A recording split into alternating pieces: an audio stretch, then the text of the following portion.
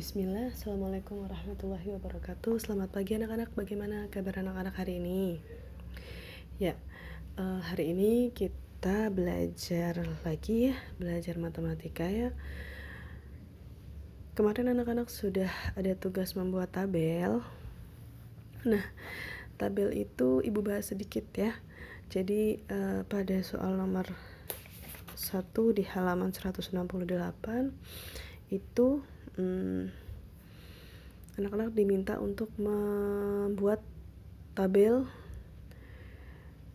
jumlah dari kebutuhan alat tulis di kelas 4A. Nah, di situ anak-anak bisa lihat mudah ya kalau ini ya. Jadi banyaknya ada berapa setiap kebutuhan itu.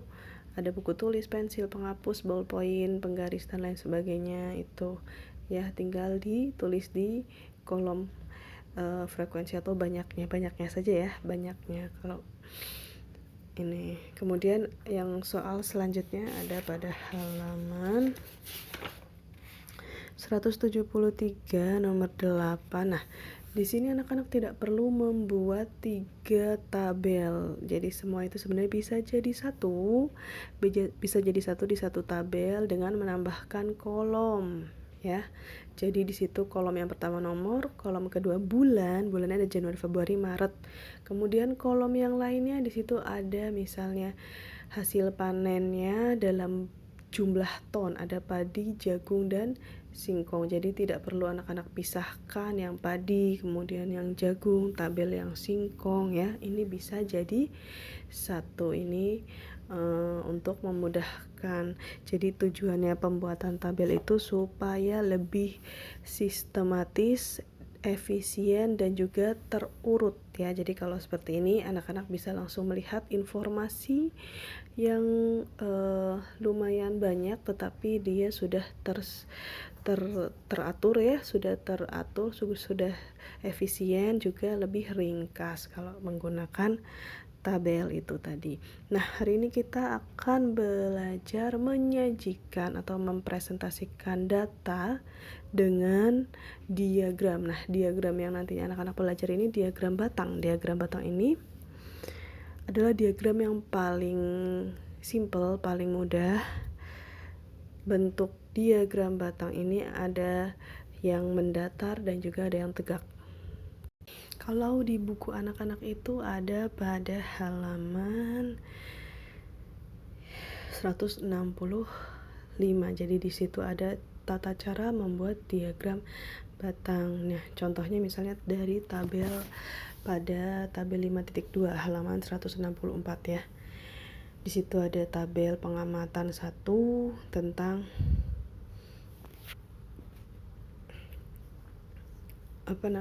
skor hasil ujian matematika.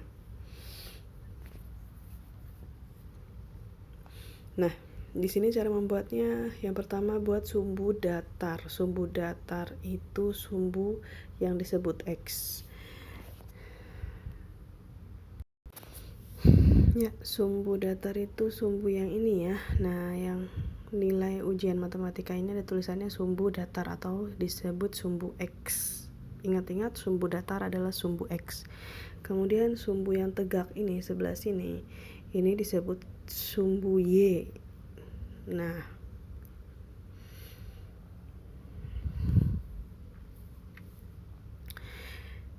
jadi untuk kolom banyaknya siswa atau frekuensi, di sini dibuat sumbu datar merupakan sumbu berisi nilai hasil ulangan matematika. Sumbu tegak merupakan sumbu berisi banyaknya siswa. Gambarlah persegi panjang tegak untuk masing-masing nilai hasil ujian matematika sesuai dengan banyaknya siswa. Jadi di sini cara membuatnya ya. Jadi kolom hasil ujian dibuat pada sumbu X, kemudian kolom frekuensinya dibuat dalam sumbu Y, seperti itu. Bagaimana cara kamu membaca diagram batang tersebut? Jadi kalau misalnya di sini kita bisa lihat yang mendapatkan nilai 50 Jadi karena di sini ada keterangannya ya, nilai ujian matematika. Berarti di sini adalah nilai 50, nilai 65, nilai 70, nilai 75 dan nilai 80. Kemudian di sini ada tulisan banyaknya siswa. Berarti di sini ada nilai 0, 2, nilai ada banyaknya siswa dari mulai 0 sampai 12. Nah, ini kalau kita lihat di sini 50 berarti ada 2 orang. 65 ada 11 orang karena di sini antara 10 dan 12 tengah-tengahnya adalah 11. Kemudian 70 ada 10 orang, 75 ada 3 orang, 80 ada 6 orang. Di sini kita bisa lihat ya. Karena ini harus selisihnya itu harus sama ya. Nih yang sumbu Y ini, jadi kalau misalnya ini jedanya atau bukan jeda loncatnya itu, misalnya sini kan loncatnya 2 ya, 0, 2, 4, kelipatannya itu 2, 0, 2, 4, 6, 8, 10, 12 dan seterusnya. Maka ketika anak-anak membuat kelipatan 1 ya, misalnya 0, 1, 2, 3, jadi ya 1 saja konstan kelipatannya seperti itu biar bentuk batangnya itu sesuai. Jadi jangan 0, 2, 3, 5. Nah, itu nggak boleh. Jadi kalau membuat sumbu Y, membuat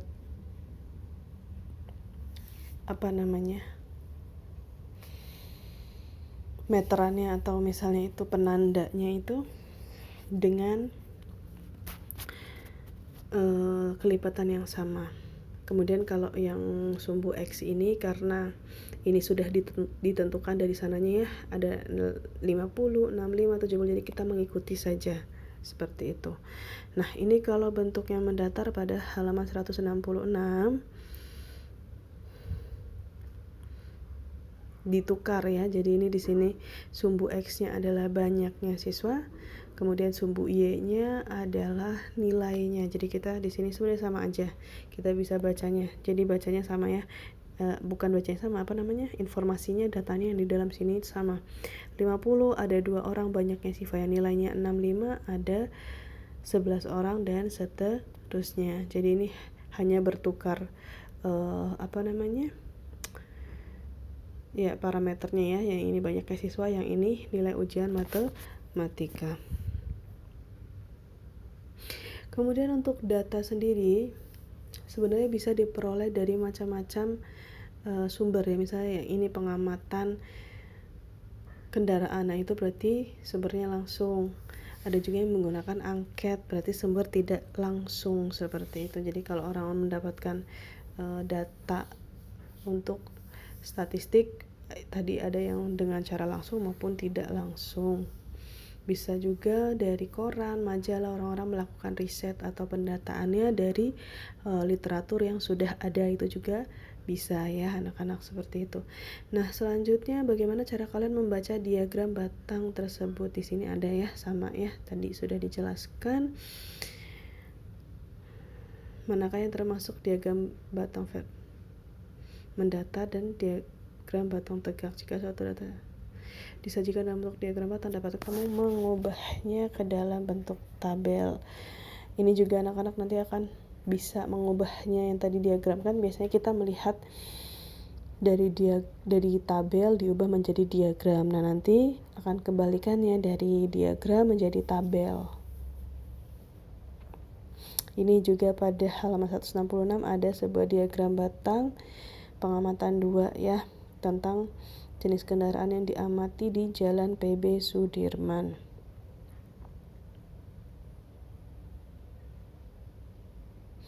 Ini di sini juga ada contohnya.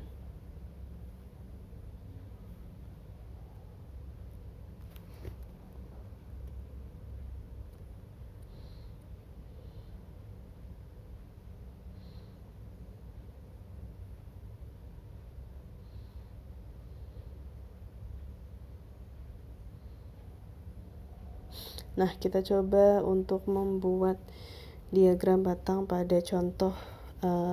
Ayo mencoba di nomor 4 ini ya. Ya, jadi di sini Ibu sudah buat untuk sumbu X dan Y-nya ya. Sumbu X-nya adalah kelas, sumbu Y-nya adalah banyaknya siswa. Jadi tanda 0 ini adalah 0 ini maksudnya di sebelah sini ya. Apa namanya? Yang di sini nih, 0 ini. Nah, di persimpangan ini 0. Jadi setiap garis ini adalah 1. Garis ininya 2, 3, 4, 5. Nah, 5. Jadi titik 5 ini ada di bagian bawah ini ya. Ini adalah titik 5. Titik 10 ada di bagian bawahnya 10. Titik 15 ada di bagian bawahnya 15 dan titik 20 ada bagian sini ya. Cuman Ibu sebentar.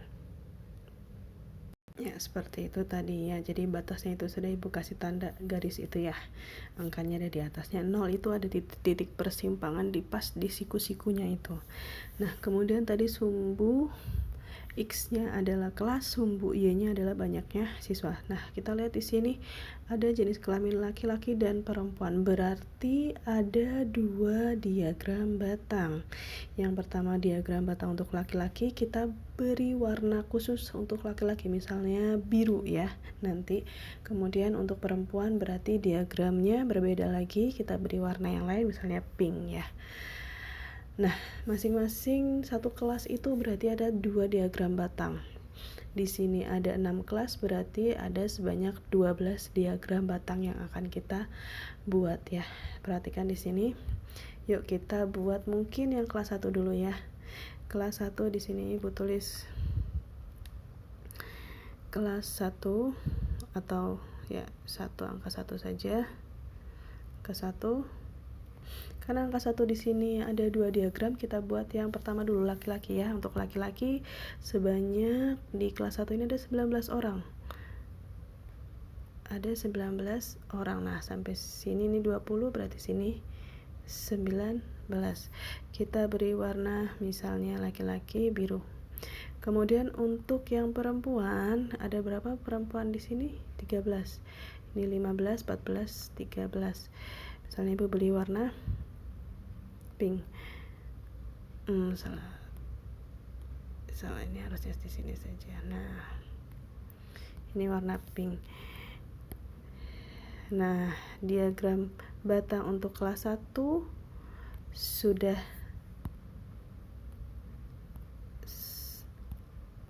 jadi yang kelas 1. Sekarang kita akan buat yang kelas 2-nya. Yang kelas 2-nya misalnya sebelah sini ya. Kelas 2 ada berapa? Laki-lakinya 16 dan perempuannya 18. Laki-laki 16 ya. Perempuannya ada 18, 19. Nah, 18. Ini kelas 2. Ibu tulis di sini dulu saja. Kemudian yang kelas 3 16 dan 15, 16 dan 15.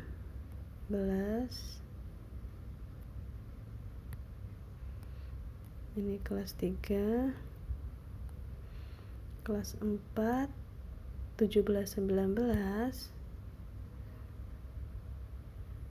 17, ini 15, 16, 17 dan tadi satu lagi apa? 19 yang perempuan ya. Yang perempuannya di kelas 4 ini 19. Ini 20. Nah, kita kecilin lagi di sini 19. Kelas 5, 15 dan 18, 15 dan 18.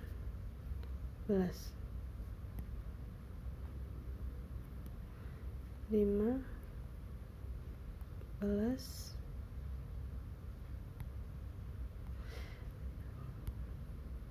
ya, ini sudah Ibu buat untuk tabel diagram untuk tabel di nomor 4 itu. Jadi tadi ya caranya tadi membuat sumbu X dan Y terlebih dahulu, kemudian dilihat ya.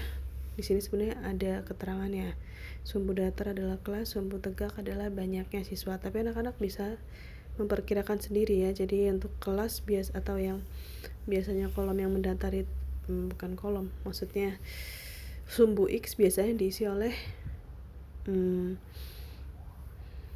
yang sudah ditentukan ya. Sedangkan kalau sumbu Y itu adalah banyaknya, frekuensi, kemudian jumlah, itu biasanya ada pada sumbu Y atau kolom-kolom setelah kolom pertama. Kolom pertamanya kan di sini misalnya kelas ya, ataupun misalnya jenis kendaraan. Nah, itu biasanya masuk ke kolom X kalau mau dibuat tegak. Tetapi kalau misalnya sebenarnya bisa aja ini ditukar, tetapi kalau membuat tegak biasanya sumbu Y-nya itu adalah jumlah banyaknya yang punya angka yang berupa angka seperti itu. Bisa juga ditukar, tetapi kalau ditukar misalnya banyaknya siswa di kolom X, kemudian kelasnya di kolom Y, maka nanti bentuknya jadi mendatar ya.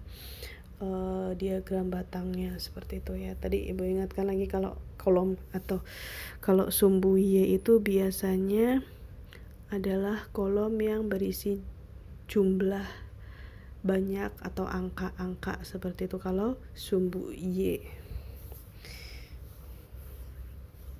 Sisanya kalau sumbu X biasanya sudah ditentukan.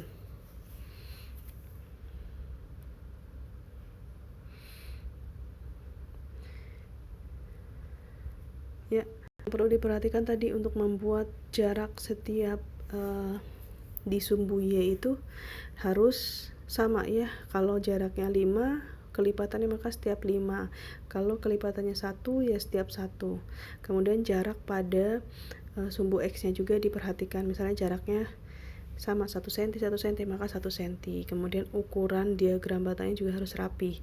Jangan meleot-meleot ya, maksudnya ya digaris lah, namanya juga batang. Jangan mengerjakan dengan asal, dengan tanpa penggaris, yaitu hasilnya jadi tidak sama, jadi tidak indah untuk dilihat seperti itu.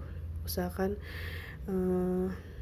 berikan yang terbaik untuk untuk mengumpulkan tugas-tugasnya ya.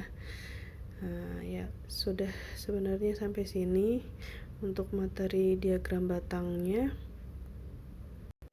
Nah, di sini kita kembali ke buku anak-anak pada halaman 171. Kita coba kerjakan beberapa latihan di sini ya. Banyak nomor 3 pada halaman 171. Banyak lulusan SD Pananggungan dari tahun 2011 sampai 2016 disajikan dalam tabel di bawah ini. Tahun berapakah SD Penanggungan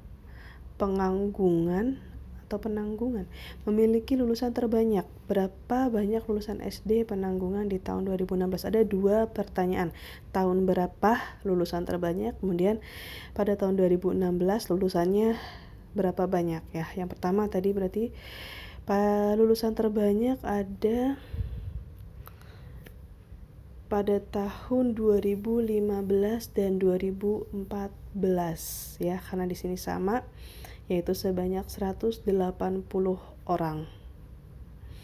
Kemudian untuk tahun 2016 berapa banyak lulusan SD Penanggungan? 2016 kita lihat di sini. Ya, di sini kan batasnya nih. Setiap satu strip ini berarti lewatnya 10. Setiap satu strip 2 orang berarti ya. Jadi di sini 160, 162, 164, 165, karena di sini di tengah antara 160 dan 170 ya. Tengah antara 160 dan 170 berarti 165. Anak-anak juga periksa setiap garisnya di sini. Jadi di sini ini ya. Ini kan dari sini ke sini selisihnya adalah 10. Berarti sedangkan 10 ini dibagi menjadi 5 garis. 1 2 3 4 5. Berarti masing-masing garis ini mewakili 2 orang. Ini anak bisa lihat. Jadi kalau di sini 162, kemudian 164. Nah, di sini kan ini di tengah-tengahnya antara 164 dan 166. Jadi 165 seperti itu. Selanjutnya pertanyaan di bawahnya, Edo mendata banyak saudara kandung dari teman sekelasnya. Berapa banyak siswa yang punya saudara kandung lebih dari 2? Lebih dari 2 berarti saudara kandungnya 3 dan 4. Berapa? Yang punya saudara kandung 3 ada 3 orang. Yang punya saudara kandung 4 ada 1 orang. Berarti 3 tambah 1 hasilnya adalah 4. Berapa banyaknya siswa yang memiliki saudara paling banyak?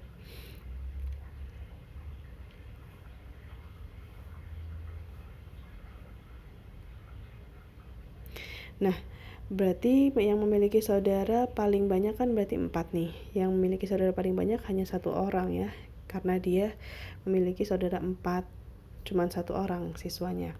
Kemudian pertanyaan di bawahnya, diagram batang hasil ujian tengah semester kelas 4B dan D. Berapa banyak siswa di kelas 4B? Kita lihat kelas 4B ditunjukkan dengan dengan diagram batang warna biru. Kita jumlahkan semuanya ya. Yang biru ini kan banyaknya siswa di situ, kita lihat ada 2 ditambah 5 nih. 2 nih anak-anak, banyaknya siswa 2. Kemudian ditambah 5 adalah 5 ya, karena di antara 4 dan 6 7. 7 ditambah 6 7 tambah 4. 7 tambah 4 11. 11 ditambah 18 29. 29 ditambah 8 berapa? 37. Berarti banyaknya siswa di kelas 4B adalah 37. Oh, ini biru sebelah sini ada, Ibu. Oh iya, biru sebelah sini kan ada 37 tambah 2 39. 39 tambah 1 40. Berarti banyak siswa di kelas 4B adalah 40. Sama di kelas 4D, tinggal kita jumlahkan ini parameter yang ini ya, yang merah ini kan ini 3 ditambah 4 7 ditambah 9 16 ditambah 8 24. Kemudian 24 ditambah 16 30 ditambah 1 31. Berarti siswa di kelas 4D sebanyak 31. Siswa yang mempunyai nilai 10 di kelas 4D. Di kelas 4D berarti warna merah. Yang mendapatkan nilai 10 ternyata di sini tidak ada ya. Jadi ini hanya 1 orang yang mendapatkan nilai 10 di kelas 4B karena warnanya biru. Berarti ini hasil berapa banyak? 0 ya. Berapa siswa yang memperoleh nilai tertinggi di kelas 4D? Nah, nilai tertinggi di kelas 4D ini berapa? 4D kan berarti yang merah. Tertingginya adalah 9. Yang mendapatkan nilai 9 hanya 1 orang. Berarti berapa siswa yang peroleh nilai tertinggi di kelas 4D? Hanya 1. Nah, seperti itu. Jadi contohnya tadi cara membaca diagram batang. Anak-anak harus teliti. Seperti itu. Kalau ada yang ditanyakan, anak-anak bisa japri Ibu lewat nomor yang biasa, bukan nomor pengumpulan ya. Nomor pengumpulan itu hanya untuk dikumpulkan saja. Seperti itu. Anak-anak bertanya pada nomor yang biasa Ibu pakai.